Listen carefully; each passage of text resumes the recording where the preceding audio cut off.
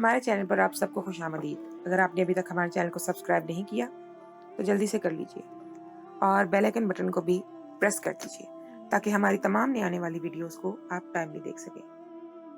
वो दुकानदार लड़कियों को बेहोश कैसे और क्यों करता जानकर आप हैरान रह जाएंगे। मेरा नाम आफिया है और मैं पठान हूँ। मेरी जिंदगी में 2 वाकयात रोनुमा हो चुके हैं, एक मेरे माँ बाप और भाई की मौत का और दूसरा मेरी शादी के वक्त कपड़ों की दुकान में होने वाला।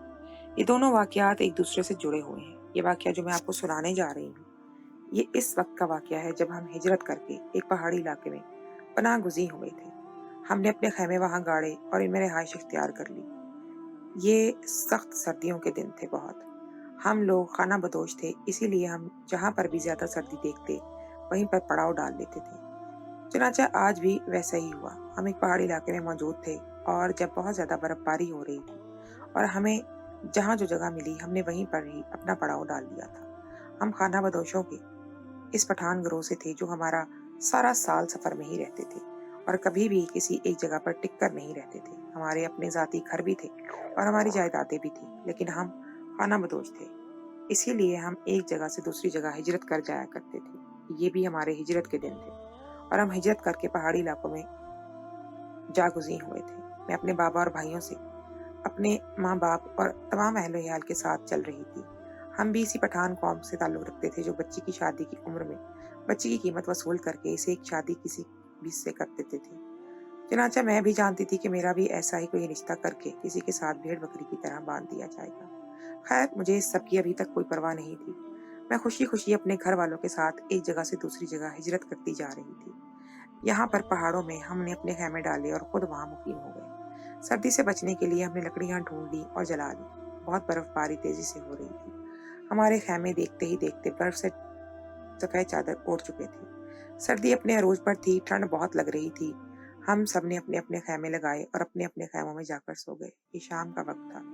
इसके बाद रात को उठकर हमने कुछ न कुछ खाने के लिए पकाना था। तकरीबन 1-1.5 घंटे बाद हम दोबारा से नींद से बेदार हुए। बर्फबारी वैसे ही अरूज पर थी, लेकिन हमने हिम्मत ना हारी।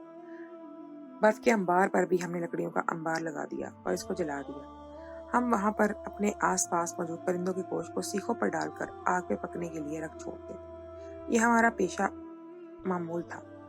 हम जहाँ भी होते थे हम अपने शिकार खुद करके यूं ही भून कर पका कर या खाया करते थे। अभी भी हमने ऐसा ही किया। हम जहाँ से आए थे वहां पर कई जंगली परिंदे थे। हमने वहां पर शिकार किया और वो शिकार किए हुए परिंदे हम साथ ले आए थे और अब हम वही भून कर खाने वाले थे। हमें दूर दूर से जंगली जानवरों की आवाजें आ रही थी। हमने सुन रखा था कि हम यहाँ पर हैं, वहां पर कई जंगली जानवर रहते हैं। यहाँ पर औद बिलाव भेड़िए रहते हैं और यहाँ पर बर्फानी भेड़िए भी रहते हैं जो इंसानों का शिकार करते हैं। ऐसे भेड़िए जो इंसानों को चीर फाड़ कर डालते हैं। इन्हें दूर दूर से इंसानों की खुशबू आने लगती है और वो 5 मिनट में एक इंसान तक पहुंच जाते हैं, चाहे वो कितने ही मील दूर क्यों ना हो। इसलिए हम बहुत डर रहे थे। किसी और का तो पता नहीं, लेकिन मैं बहुत डर रही थी। हमने गोश्त को भूना और साथ मिलकर खाया। इसके बाद हम सब अपने अपने खैमों में सोने के लिए चले गए। मैं नहीं जानती थी कि मेरी जिंदगी में ये रात का कितना बड़ा नुकसान लेकर आएगी। मैं नहीं जानती थी कि ये रात मेरे लिए क़यामत से बढ़कर होगी। मैं जाकर अपने खैमे में खामोशी से सो गई। बर्फबारी और ठंड इतनी थी कि मेरे वजूद में कपकपाहट होने लगी थी। सर्दी मेरे जिस्म के आर पार हो रही थी। यूं लग रहा था जैसे कि हड्डियां जम गई हों और खून भी जैसे जम गया हो। मैंने कंबल को अपने गिर्द लपेटा और बहुत जल्द सो गई। सर्दी में मुझे बहुत ज्यादा लग रही थी। यूं लग रहा था जैसे कि सारा बदन कट कर फेंक दिया गया हो। सारे बदन में बर्फ ही बर्फ जमती हुई महसूस हो रही थी। सर्दी से दांत एक दूसरे से कट कट कर रहे थे और मैं सर्दी से बहुत ज्यादा कांप रही थी। मालूम नहीं किस वक्त मेरी सर्दी कम हुई और मुझे नींद आ गई। जब मेरी आंख खुली तो मैंने बहुत सा शोर सुना। खैमे में मुकम्मल तौर पर अंधेरा था और ये मैं जानती थी कि रात भी बाकी है और मुझे बहुत ज्यादा खौफ महसूस होने लगा। ये ऐसी धार थी कि जिसे मेरा हलक तक सूख गया था। मुझे हल्का हल्का पसीना आने लगा। मुझे बहुत डर लगने लगा था कि आखिर ये किस चीज का शोर है। मुझे किसी जंगली जानवर की ही धाड़ का शोर लग रहा था। मैं बहुत डर गई थी। मुझे बार बार अपनी फैमिली का ख्याल आ रहा था। मैं डर रही थी कि कहीं वो जानवर मेरे घर वालों पर ही हमला न कर रहा हो, लेकिन मुझ में इतनी हिम्मत ना थी कि मैं बाहर जाकर देखती। मेरा दिल बहुत घबराए जा रहा था। मुझे डर लग रहा था। मुझे यूं लग रहा था जैसे अभी के अभी वो जानवर मेरे खैमे पर हमला कर देगा। फिर मैंने किसी के चीखने की आवाज सुनी। वो आवाज मेरे बाबा की थी और फिर मैं जब अपने कमरे से बिल्कुल भी नहीं बैठ सकती थी, मैं बाहर की तरफ भागी थी और जैसे ही बाहर निकली मेरे होश उड़ गए।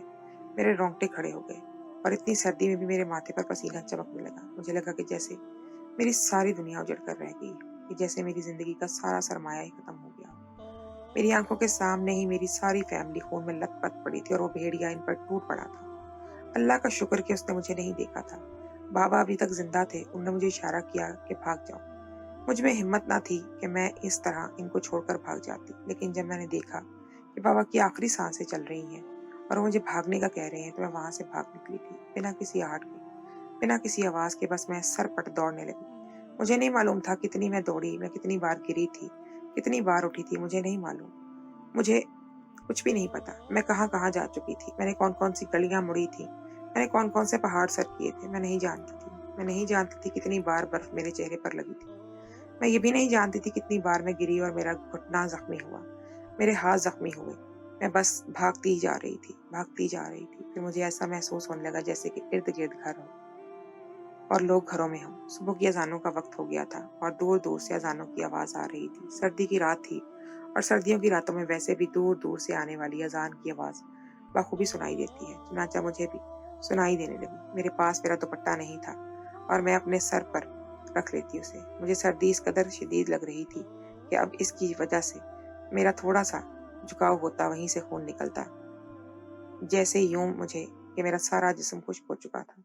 मैं ना मुंह खोल सकती थी, ना ही मैं बोल सकती थी, कि मेरे होंठ भी सूख चुके थे।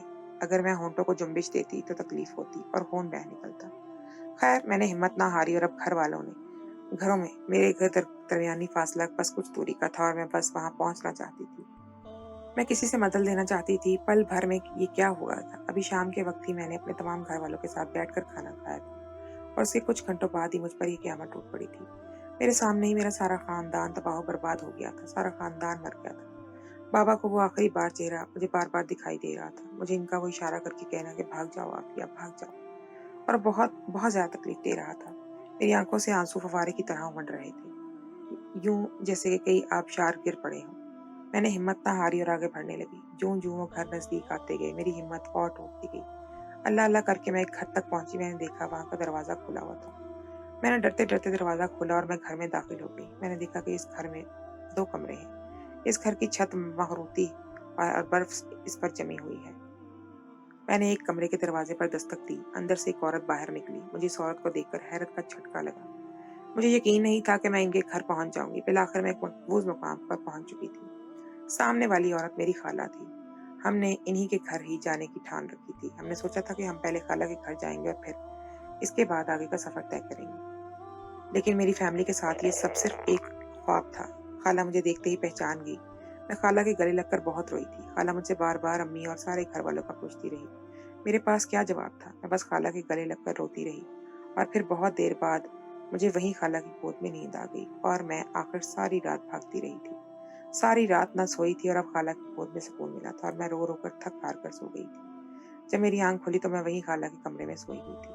खाला ने मुझे उठते देखा तो वो जल्दी से चाय लेकर आ गई। चाय के साथ बहुत सारा नाश्ता भी था, लेकिन मेरे हलक से कोई भी चीज नीचे उतर ही नहीं रही थी। एक बार फिर आंसुओं का फंदा मेरे गले में अटक चुका था। एक बार फिर से आंसू मेरी आंखों से जारी हो गए थे। खाला ने मुझे एक बार फिर दिलासा दिया और गले से लगा लिया। इसके बाद फिर उन्होंने मुझे पूछा कि बताओ आफिया, क्या हुआ। मैंने खाला को बताया कि किस तरह हम वहाँ एक अनजान जगह पर खैमे गाड़े थे और किस तरह बर्फानी भेड़िया ने मेरी फैमिली को मौत के घाट उतार दिया था। खाला के लिए भी ये खबर एक शौक से कम ना थी। खाला भी मुझे गले लगाकर रो पड़ी थी। आंसू थे कि रुकने का नाम नहीं ले रहे थे। ना मेरे बस में था कुछ और ना ही खाला के बस में था। खाला कुछ ही दिनों बाद मुझे लेकर फिर से कराची चली गई थी, जहाँ हमारे मामू जान रहते थे। मेरे मामू ने मेरे सर पर शफकत से हाथ रखा और मेरी शादी का जिम्मा लिया। अब जल्द से जल्द वो लोग मेरी शादी करना चाहते थे। यूं कुछ रोज बाद मेरे रिश्ते आने लगे और कोई अच्छा रिश्ता देखकर मेरा रिश्ता तय कर दिया गया। मेरे मामू शहर में रहते थे, इसलिए वो हमारे खानदान के लोगों की सोच से कुछ मुख्तलिफ सोच रखते थे।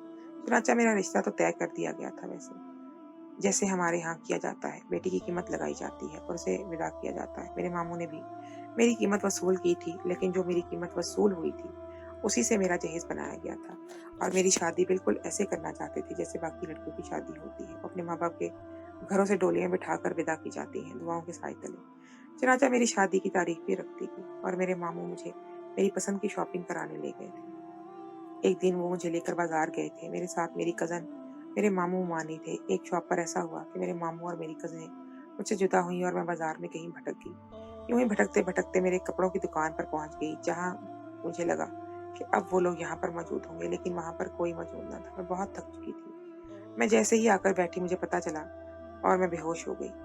जब मुझे होश आया तो मैंने देखा कि मुझे शदीद हैरत का झटका लगा। मैंने देखा कि वो दुकानदार मुझ पर झुका हुआ और मेरे दोनों हाथ बांध चुका है। मेरे दोनों पाँव भी बांध दिए जा चुके थे। असल में वो लोग अगवा का काम करते थे और नौजवान लड़कियों को ऐसे ही अगवा करते थे। इनकी दुकान में जो भी लावारिस लड़कियां आती, जिसके आसपास कोई ना होता, तो वो उसको ऐसे ही कुछ सुंघाकर बेहोश करते और फिर उसके बाद उन्हें अगवा करके दूसरे शहर ले जाया जाता था और इनकी बोलियां लगाई जाती थी और इनकी कीमत वसूल करने के बाद इनको बेच दिया जाता था। मैंने देखा कि वो अपनी दुकान के स्टोर रूम में है और वो स्टोर रूम ऊपर था, दुकान के ऊपर। मैंने फौरन ही मज़ाहमत शुरू कर दी थी और उसने मेरा मुंह भी बांध रखा था। मेरे ऊपर टेप लगा रखी थी, लेकिन मैं फिर भी चीखने की कोशिश कर रही थी। मुझे बहुत डर लग रहा था। मेरी शादी होने वाली थी और मैं मामू के घर थी और अब मामू से बिछड़ भी गई थी। मुझे नहीं मालूम था कि अब मेरे साथ क्या होने वाला है। मैं भिपर गई थी। मैं खुद को छुड़वाने की मुसलसल कोशिश कर रही थी और वो इंसान मुझे बहुत काबू कर रखा था। उसने मुझे बहुत बुरे तरीके से मारा भी। आंसू मेरी आंखों से बह निकले थे। मुझे बहुत रोना आ रहा था। अब माँ बाप से गुजर जाने के बाद मेरे साथ ये वाकया भी होना था। मैंने इधर उधर घसीटना शुरू किया और मुझे वो मजीद मारने लगा। मैंने किसी को अपनी मदद के लिए बुलाने के लिए आवाज़ देना चाही, लेकिन मेरे मुंह पर टेप बंधी हुई थी। सिवाय हूँ के मैं कोई आवाज़ भी नहीं निकल रही थी। कुछ देर बाद ही मैं अपने मामू की आवाज़ सुनी थी, जो नीचे दुकान से आ रही थी। वो कह रहे थे, मेरी भांजी सी दुकान पर आई है। वो कहाँ गई है? मेरे मामू बहुत ही असर रसूख वाले थे। उन्हें यकीनन मेरे अगवा होने की खबर हो गई थी। उन्होंने इसी दुकान पर वावेला मचाना शुरू कर दिया था। इतने में मुझे भी हिम्मत आई थी और मैं भी चाहती थी कि मामू को पता चले कि मैं यही हूँ। वो शख्स मुझे बिल्कुल भी आज़ाद होने नहीं दे रहा था। अचानक ही मेरी नज़र एक टेनिस बॉल पर पड़ी। मैं खुद को घसीटते हुए इस बॉल तक ले गई और फिर मैंने अपने बंधे हुए हाथों से इस बॉल को दरवाजे की तरफ उछाल दिया। दुकानदार अगवाकार हैरत से मेरी तरफ ये हरकत देख रहा था, मगर मेरा दिमाग और जल्दी जल्दी काम कर रहा था। बॉल खट खट खट की आवाज के साथ आगे की तरफ उछलने लगा था और फिर दरवाजे पर लगकर फिर से मेरी तरफ आ गया, जिसे मैंने जोर से दोबारा दरवाजे की तरफ फेंका। अब की बार दरवाजा बज उठा। मैं जानती थी नीचे मामू और मेरी कजनें खड़ी हैं। मेरे मामू ने जैसे ही वो आवाज सुनी, वो फौरन से ऊपर की जानिब लपके। नीचे मौजूद दुकानदारों के रोकने के बावजूद मेरे मामू ऊपर आ गए थे और दरवाजा खोलकर मुझे बचा लिया था। मैं बहुत डर गई थी। मेरा दिल बहुत जोर से धक धक कर रहा था। मामू ने उसी वक्त पुलिस को कॉल की और इस दुकानदार की रिपोर्ट करवाई और पुलिस फौरन इस दुकान पर आ गई और मेरे सामने ही इस शख्स को और इसके तमाम स्टाफ को पकड़ कर ले गई और इनकी दुकान को सील कर दिया गया। बाद में तफ्तीश के बाद पता चला कि वो इंसान बहुत सारे अगवाओं के केस में मुलव्वस था। उसे तकरीबन 100 से ज्यादा लड़कियों को अगवा करके इनको बेच दिया था और काफी सारे लोगों को अगवा करके लापता कर चुका था। वो एक गैंग के साथ मिला हुआ था। जो भी लड़की उसकी दुकान पर आती, वो उसको ऐसे ही बेहोश करता और अगवा करके किसी दूसरे शहर मुंतकिल कर देता, जहां उसे इसकी दुगनी कीमत मिलती और वो इस लड़की को बेच देता। ये धंधा चलाते हुए वो तकरीबन 2 साल गुजार चुका था, लेकिन आज तक पुलिस का इसको पता नहीं चला था। लेकिन क्योंकि मुसलसल वो मुकम्मल तौर पर बिना किसी सबूत के काम किया करता था, इसकी दुकान सबसे बड़ी दुकान थी मार्केट में, जिसकी वजह से किसी को भी इस पर शक ना होता था। लेकिन आज वो बुरी तरह से पकड़ा गया था। पुलिस के कहने के मुताबिक वो अपने अंजाम के लिए तैयार होने वाला था। हमने अल्लाह का शुक्र अदा किया कि मैं बच गई। मैं बहुत रो रही थी। मुझे मामू ने खुद से लगा लिया और फिर ममानी जान ने मुझे खुद से लगाया और मुझे घर ले गए। मैं बहुत डर गई थी। ये वाकया मेरे लिए बहुत शौक जैसा था। मुझे जब घर ले आए तो डर के मारे मुझे बुखार हो गया था, जिसकी वजह से मैं 3 दिन तक बेहोशी की हालत में रही थी और मेरी शादी लेट कर दी गई थी और मामू और मानी के ख्याल से भी अभी मेरी शादी को रोक देना ही बेहतर लग रहा था। बुखार के बाद मैं काफी कमजोर हो गई थी। मेरी आंखों के नीचे हल्के हो गए थे। मेरी रंगत पीली पड़ने लगी थी और बहुत ज्यादा कमजोरी होने लगी थी। एक तो माँ बाप के दूर जाने का गम, दूसरा इस वाक्य ने मेरी हालत बेहाल कर दी थी। मैं बहुत डरी हुई थी। मैं इतने बड़े शहर में पहली बार आई थी और फिर इसके बाद फौरन से ही वो वाकया। मैं बहुत हसास थी और मेरा दिल इस वाकये को बिल्कुल भी भुला नहीं पा रहा था। तफ्तीश के बाद मिलने वाली ये खबर कि वो पिछले 2 सालों के साथ काम ये कर रहा था और उनकी गैंग पकड़ी नहीं गई थी, मगर अब वो पकड़ी गई थी। इन 2 सालों में वो कितनी लड़कियों को अपनी हवस की भेंट उतार चुका था। मैं बार बार यही सोचती और हैरान हो जाती, फिर रोती चीखती चिल्लाती। मुझे नहीं मालूम मेरी क्या हालत हो गई थी। सबको लग रहा था कि मैं नींद पागल हो गई। मेरे ससुराल वालों को 2 माह बाद का टाइम दे दिया गया था और इन 2 माह में मेरी हालत बहुत ज्यादा खराब हो गई थी। मामू मेरा इलाज पहले बहुत सारे डॉक्टरों से करवाते रहे और फिर इसके बाद मुझे एक साइकियाट्रिस्ट के पास ले गए, जिसने मेरी ज़हनी हालत को पढ़ा और पढ़ना चाहा तो उसने मुझे मेरी ज़िंदगी के तमाम मामलात पूछे और उसने तमाम वाक़यात के बारे में पूछा, तो मैंने उसको अपने माँ-बाप की मौत का बताकर रो पड़ी। और फिर उसके बाद इस वाक़ये को बताने के लिए मुझे बहुत हिम्मत दरकार थी और मेरे हाथ काँप रहे थे, मेरी आवाज़ लड़खड़ा रही थी और मैं एक बार फिर से बेहोश हो गई। होश में आई तो वही साइकियाट्रिस्ट मेरे सर पर मेरे पास मौजूद थी। उसने मुझे प्यार से सब कुछ पूछा, उसने मुझे बहुत प्यार से देखा और मुझे दिलासा दिया। वो मेरी बहुत अच्छी दोस्त बन गई थी और मैं उसकी हर बात मानने लगी थी। वो मुझे 1-2 गोली रोज़ाना खाने के लिए देती थी, जिसे मैं बिला चूँ-चुरा किए खा लेती थी। अब मेरी हालत अच्छी होने लगी थी और इसकी वजह से मेरे मामू बहुत खुश हुए थे। अब इसी बहाने मेरी एक दोस्त भी बन गई थी और वो साइकियाट्रिस्ट मेरी हम उम्र भी थी। इसी वजह से हम दोनों में अंडरस्टैंडिंग बहुत जल्द हो गई थी। यूँ धीरे-धीरे मैं अपनी ज़िंदगी की तरफ वापस लौटने लगी। मामू और मामी मेरी इस तब्दीली पर बेहद खुश थे। मेरा बहुत ख्याल रखा जाता था। अब फिर से मेरी शादी की तैयारियां होने लगी थी। इस बार वो साइकियाट्रिस्ट भी मेरी शादी की शॉपिंग करने के लिए मेरे साथ रहती थी। अब मुझे डर नहीं लगता था, क्योंकि इस डर से लड़ने के लिए मुझे इस दोस्त का सहारा मिल गया था और बाप जैसे मामू ने मुझे दोबारा फिर से जिंदगी की तरफ लौटने में मदद की थी। अब मैं जिंदगी की तरफ लौट आई थी। मेरा जहेज मुकम्मल हो चुका था। हम रोजाना कभी कपड़े लेने, कभी ज्वेलरी, कभी जूते, कभी कुछ लेने के लिए जाते थे बाजार। ये दिन मेरी जिंदगी के सबसे खुशगवार दिन थे। अब मैं आहिस्ता आहिस्ता करके अपना सारा माजी भूल चुकी थी और जिंदगी की तरफ लौट आई थी। अब मेरी शादी की तारीख रख दी गई थी। अगले माह की 12 तारीख मेरी शादी की तय की गई थी और मैं इस लिहाज से भी खुशनसीब साबित हुई थी कि मुझे एक प्यार करने वाला ससुराल मिला था। मेरी जिंदगी की जो मुश्किलात थी वो सब अब दूर हो चुकी थी। जो कठिन वाकयात थे मैं काट चुकी थी, वो अब मेरी जिंदगी के हसीन दिन शुरू हो गए थे। अब मैं पुरसुकून थी और खुश भी थी और मैं अब अल्लाह से दुआ करती थी कि अब मेरी जिंदगी में ऐसा कोई वाकया पेश ना आए। मैं हमेशा अपने हमसफर के साथ खुशो-खुर्रम जिंदगी बसर करूं। चुनांचे मेरी जिंदगी के शादी के दिन आ चुके थे। मेरा माइयों भी खैर खैरियत से हो गया था और आज मेरी रुखसती थी। मामू ने बड़ी ही धूमधाम के साथ मेरी शादी की थी। मुझे ये तक एहसास नहीं हुआ था कि मैं लावारिस हूँ। सच कहते हैं, 2 बार माँ बाप बोलने से मामा बनता है और माँ से ज्यादा प्यार करने वाले मामू होते हैं और ये रिश्ता मेरी जिंदगी में सच हो गया था। मामू ने मुझे बिल्कुल बेटियों की तरह रुखसत किया था। मेरा जहेज इस वक्त से कहीं कीमत से ज्यादा कीमती जो वसूल की गई थी। मैं जानती थी मामू ऐसा कभी ना करते, लेकिन खानदान में अपना नाम, अपनी साख बचाने के लिए उन्होंने ऐसा किया था, वरना मैं अपने मामू के लिए बोझ ना थी। अब मैं अपनी जिंदगी में बहुत खुश हूँ और बहुत पुरसुकून जिंदगी गुजार रही हूँ। मैं आप सबसे यही कहना चाहूंगी कि अल्लाह के लिए अपनी बेटियों को कभी लावारिस मत छोड़ें, कभी भी बाजार या कहीं ना जाने दें।